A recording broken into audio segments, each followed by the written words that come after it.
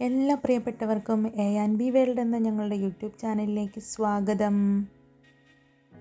ഈ വീഡിയോയിൽ കൂടെ നിങ്ങളിപ്പോൾ കാണാൻ പോകുന്നത് ഞാൻ താമസിക്കുന്ന വില്ലേജിലെ യഹൂദരുടെ സെമിത്തേരിയാണ്.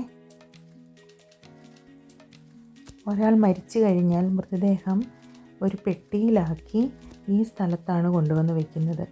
ഇവിടെയാണ് എല്ലാവരും അന്തിമോപചാരം അർപ്പിക്കുന്നതിന് വേണ്ടി ഒരുമിച്ച് കൂടുന്നത്.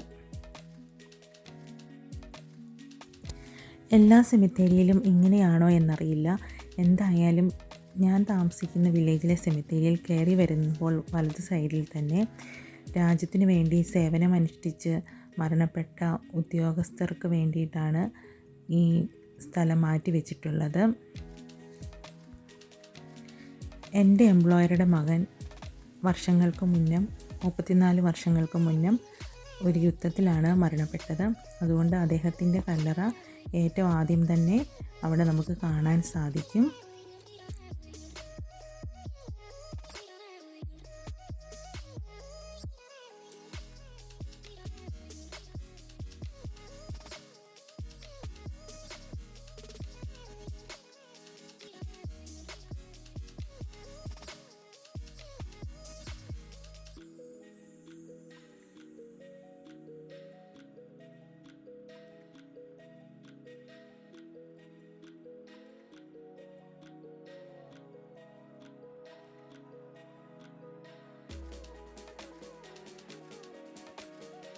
അദ്ദേഹം മരണപ്പെട്ടിട്ട് ഇപ്പോൾ 34 വർഷം ആവുകയാണ്.